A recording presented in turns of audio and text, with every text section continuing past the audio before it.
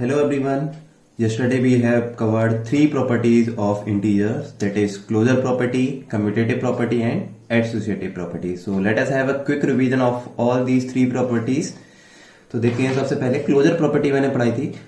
Closure property इस तरह table के फॉर्म में मैंने बनाया है. देखिए क्लोजर प्रॉपर्टी कहाँ कहाँ फॉलो होती थी. एडिशन के केस में फॉलो होती थी, सब्ट्रैक्शन के केस में फॉलो होती थी, मल्टीप्लिकेशन के केस में फॉलो होती थी, बट डिवीजन के केस में फॉलो नहीं होती थी. कम्यूटेटिव प्रॉपर्टी होती थी एडिशन केस में फॉलो, सब्ट्रैक्शन में नहीं होती थी, मल्टीप्लिकेशन में होती थी और डिवीजन में नहीं होती थी.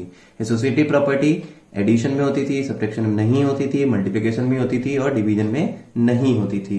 तो इस तरीके से आप अपनी कॉपी पे एक चार्ट बनाएंगे. और नेक्स्ट प्रॉपर्टी है हमारी डिस्ट्रीब्यूटिव प्रॉपर्टी. ये हमारी मोस्ट इंपॉर्टेंट प्रॉपर्टी है. देखते हैं क्या होती है डिस्ट्रीब्यूटिव प्रॉपर्टी. जैसा कि नाम से ही आपको पता चल जाना चाहिए, डिस्ट्रीब्यूटिव मीन्स कुछ समथिंग रिलेटेड टू डिस्ट्रीब्यूट, किसी चीज को हमें डिस्ट्रीब्यूट करना है. देखिए कैसे, मतलब सबसे पहले यहां देखा b plus c within a bracket. b plus c bracket के अंदर मल्टीप्लाई बाय a, यानी कि a को हमें b और c के बीच में डिस्ट्रीब्यूट करना है. क्या मतलब, a और b को डिस्ट्रीब्यूट करना है कहां, b और c के बीच में. सेकंड लिखा है b minus c, same a को b माइनस सी के बीच में इक्वली डिस्ट्रीब्यूट करना है. तो कैसे करेंगे, देखिए अब यहाँ पे मल्टीप्लाई का साइन है, a की मल्टीप्लाई b प्लस सी से कैसे करेंगे, एक से करना पड़ेगी. तो पहले a की मल्टीप्लाई b से करा दी, ठीक है. फिर यहाँ पे कौन सा सिंबल है, प्लस का सिंबल है, तो प्लस का सिंबल ऐसे एज इट इज रिटन कर दी, राइट कर दिया. फिर देन a की मल्टीप्लाई किससे करा दी, c से करा दी. Okay, same in second case only, a multiply by b minus sign as it is and then a multiply by c. Okay, so I have distributed a among between b and c. Okay, तो इस तरीके से ये distributive property बहुत ध्यान रखना है. अगर क्वेश्चन इस फॉर्मेट का है और डिस्ट्रीब्यूटिव प्रॉपर्टी लगानी है तो इस फॉर्मेट में कन्वर्ट करना पड़ेगा, और क्वेश्चन इस फॉर्मेट का है डिस्ट्रीब्यूटिव प्रॉपर्टी अप्लाई करनी है तो क्वेश्चन इस फॉर्म में. मीन्स आपको एलएचएस से आरएचएस भी याद होना चाहिए और आरएचएस से एलएचएस भी याद होना चाहिए. एक प्रॉपर्टी की हेल्प से मैंने क्वेश्चन सॉल्व किया, लिखा है 2 इंटू 5 माइनस 3. देखिए बॉड मास के अकॉर्डिंग तो यहाँ ब्रैकेट सॉल्व होगी, उसके बाद सॉल्व होगा. बट इफ इन क्वेश्चन अगर पूछा गया हो कि solve by using distributive property, तो कैसे करेंगे, 2 की मल्टीप्लाई पहले 5 से माइनस 2 की मल्टीप्लाई 3 से. अगर यहाँ माइनस के प्लस होता तो यहाँ क्या आ जाता, प्लस का सिंबल आ जाता.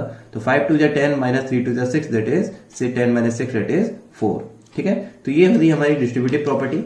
नेक्स्ट लड़की फिफ्थ प्रॉपर्टी देखते हैं कौन सी है, मल्टीप्लिकेटिव इनवर्स. ध्यान रखिए मल्टीप्लिकेटिव इनवर्स, ये सारी प्रॉपर्टीज बहुत आपके इंपॉर्टेंट है.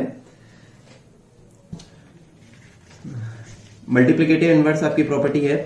देखिए reciprocal of any given integer is called multiplicative integer inverse. ठीक है, किसी भी इंटीजर का होता है अगर रेसिप्रोकल. अब आपको ये वर्ड पता होना चाहिए कि रेसिप्रोकल क्या होता है. रेसिप्रोकल मतलब होता है न्यूमरेटर की चीज डिनोमिनेटर में और डिनोमिनेटर की चीज न्यूमरेटर में, है ना.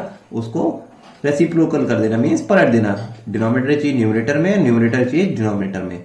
तो जैसे कि एक हमारा इंटीजर मैंने लिया 5.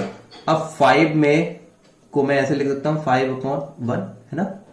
तो इसको रेसिप्रोकल मतलब नीचे वाली चीज क्या है, डिनोमिनेटर, जो कि कहां जाएगी, न्यूमरेटर में, और ऊपर वाली चीज कहां चली जाएगी, डिनोमिनेटर में. तो 5 का क्या हो जाएगा, 1/5 रेसिप्रोकल हो जाएगा. ऐसे 9 माइनस 9 आपको क्या लिख सकता हूं, -9/1 लिख सकता हूं. तो डिनोमिनेटर चीज न्यूमरेटर में और न्यूमरेटर की चीज डिनोमिनेटर में. ध्यान रखिएगा मल्टीप्लिकेटिव इनवर्स में साइन एज इट इज रहता है. यहाँ पे देखिए 5 के आगे प्लस साइन था तो प्लस ही रहा आंसर में. यहाँ माइनस का 9 था तो आंसर में माइनस का 1/9. बस क्या चेंज होता है, न्यूमरेटर की चीज डिनोमिनेटर में और डिनोमिनेटर की चीज न्यूमरेटर में. ठीक है. नेक्स्ट सिक्स्थ प्रॉपर्टी है मल्टीप्लिकेटिव आइडेंटिटी. देखिए मल्टीप्लिकेटिव वर्ड सेम है, बस चेंज क्या है, यहाँ इनवर्स है, यहाँ आइडेंटिटी है. तो काफी कंफ्यूजिंग होता है कि मल्टीप्लिकेटिव आइडेंटिटी, मल्टीप्लिकेटिव इनवर्स, थोड़ा सा ध्यान रखिएगा. देखते हैं क्या है. When any integer is multiplied by 1 the product is the same number, है ना.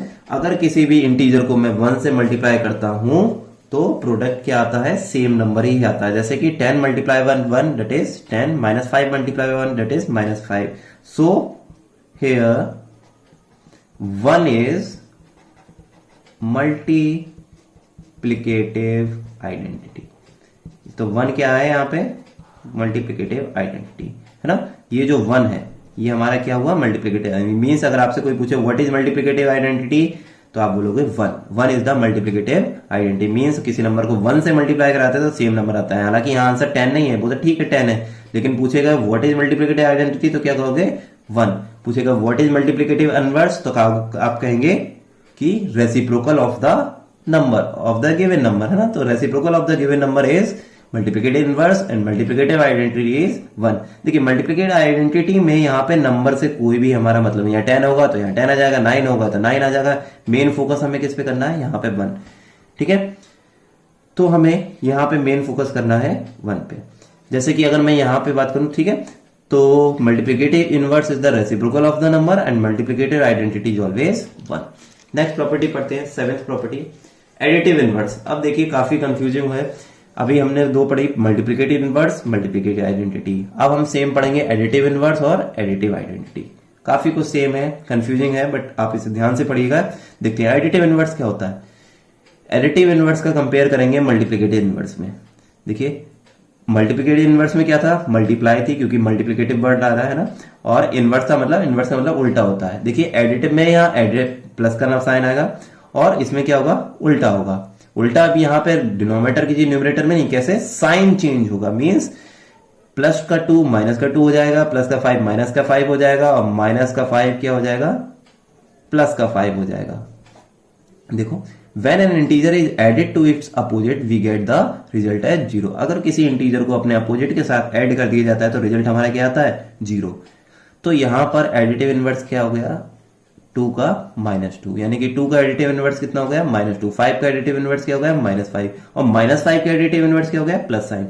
यानी कि एडिटिव इनवर्स में हम क्या चेंज करते हैं, केवल साइन चेंज करते हैं। एडिटिव इनवर्स में हम साइन चेंज करते हैं, है ना। और एडिटिव आइडेंटिटी क्या होती है, ऑलवेज 0। ठीक है, ठीक है। एडिटिव इनवर्स हम साइन चेंज करते हैं। एडिटिव आइडेंटिटी देखते हैं क्या लिखा है, adding 0 to any integer does not change the value of integer. जैसे हमने मल्टीप्लिकेटिव आइडेंटिटी में देखा था, 1 को किसी से मल्टीप्लाई कराते हैं तो क्या आता है, सेम नंबर आता है। ऐसी 0 को अगर किसी नंबर में ऐड कराते हैं, ये एडिटिव वर्ड है तो यहाँ ऐड होगा, मल्टीप्लाई नहीं होगा, ठीक है। तो 1 को ऐड कराएंगे तो चेंज हो जाएगा, यहाँ 1 नहीं। तो 0 को किसी नंबर में ऐड कराएंगे तो क्या होगा, सेम नंबर आता है। तो 0 इज द एडिटिव आइडेंटिटी। तो ये 4 वर्ड हैं, ये आपको ध्यान से रखना है। Multiplicative inverse, multiplicative identity, additive inverse, additive identity. Multiplicative inverse हमारा क्या हुआ, एक बार रिवाइज कर लेते हैं, रेसिप्रोकल। रेसिप्रोकल मतलब न्यूमरेटर चीज डिनोमिनेटर में और डिनोमिनेटर चीज न्यूमरेटर में। मल्टीप्लिकेटिव आइडेंटिटी क्या हो गई, 1, ठीक है। एडिटिव इनवर्स क्या हुआ, साइन चेंज, ओके। तो एडिटिव आइडेंटिटी क्या हुई, 0। तो इस तरीके से हमने टोटल 8 प्रॉपर्टीज कवर करी हैं। तो आपको आई होप ये आपको इजीली समझ आ गई होंगी, बट आप इसे रिवाइज करते रहिएगा, अगर अदरवाइज आपको बहुत कंफ्यूजन आपको होगा। So thank you so much and keep revising. और इसको हाँ, आपको ये एज इट इज आपको कॉपी पे नोट डाउन करना है। इसके बाद हम एक्सरसाइज स्टार्ट करेंगे 1.2। सो अब तक के आपके सारे टॉपिक्स क्लियर होने चाहिए, और अगर नहीं क्लियर है तो एक बार रिवाइज करिए और मुझे कमेंट सेक्शन में उसे राइट करिए अगर कोई क्वेरी हो आपको। तो thank you so much and keep revising.